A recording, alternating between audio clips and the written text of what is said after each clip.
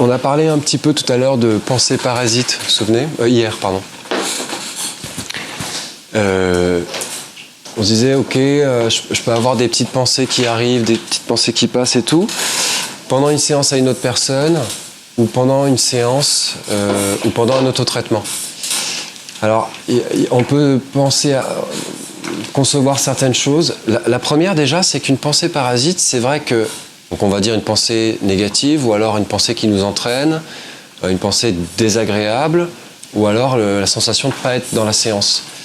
Il y a plusieurs choses à considérer quand même avec une pensée, disons, désagréable.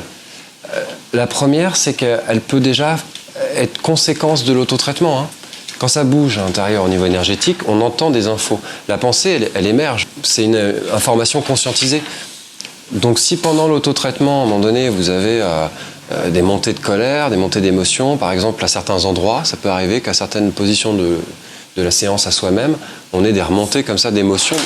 C'est pas mauvais signe, hein. On va pas se battre contre ça parce que ça peut vouloir dire qu'il y a un mouvement d'énergie à l'intérieur. Donc on va plutôt déjà accueillir le moment, le vivre, parce qu'il n'y a pas beaucoup plus que ça à faire.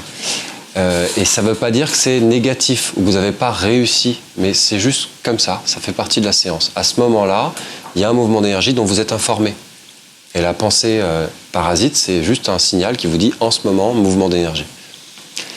Une autre chose à faire, à prendre conscience quand on a des pensées parasites, voire obsessionnelles, ce qui peut arriver parfois, c'est que ce sont des signaux, encore une fois, ce sont des indicateurs. Donc quand vous prenez la tête, effectivement c'est bien la méditation, etc., mais il y a une information qui est venue. Le problème, il ne vient pas de la tête. La tête, elle informe d'un problème quelque part en nous. Et quand l'idée, elle est obsessionnelle, c'est que c'est un problème urgent, vous comprenez ? Quand ce sont des émotions négatives aussi, on a parlé hier des émotions dites négatives, elles ne sont pas négatives en soi. Elles sont juste désagréables et si on n'est pas capable, disons, de les écouter et de les intégrer, elles vont nous amener à la destruction. La peur, la colère, ces deux émotions qui, si on n'est pas capable de saisir le message qu'elles nous apportent, là, elles vont devenir négatives parce qu'elles vont nous obliger à les écouter jusqu'à créer des problèmes dans nos vies. Mais en soi, elles nous indiquent des choses importantes. Donc, quand on a des pensées parasites ou obsessionnelles, c'est pas ça qui est négatif, d'accord ? Ça, c'est juste l'info. Donc, il va falloir se demander qu'est-ce que je dois changer dans ma vie, qu'est-ce que je dois faire. Assez souvent, c'est les informations qui disent attention, on a marché on s'est trompé de route. Donc, on va chercher à se remettre dans le bon alignement en n'hésitant pas à se faire accompagner.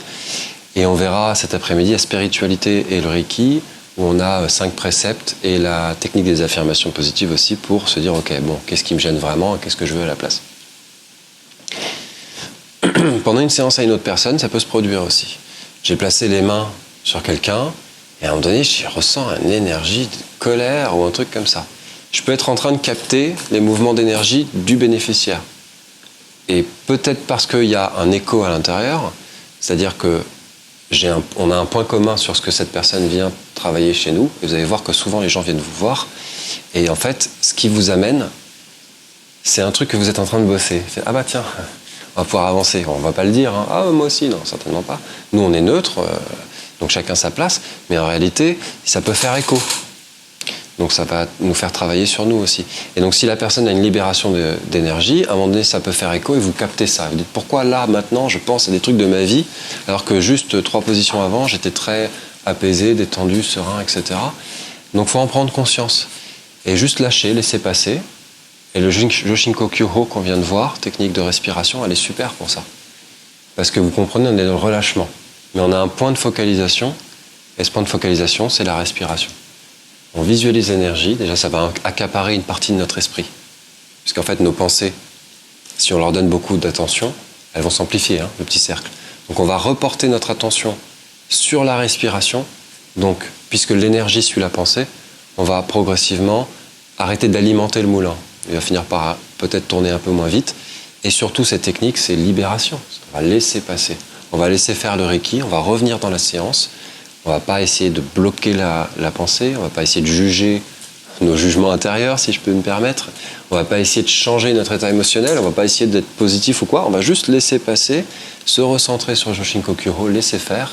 C'est une libération qui se produit, c'est très bon signe.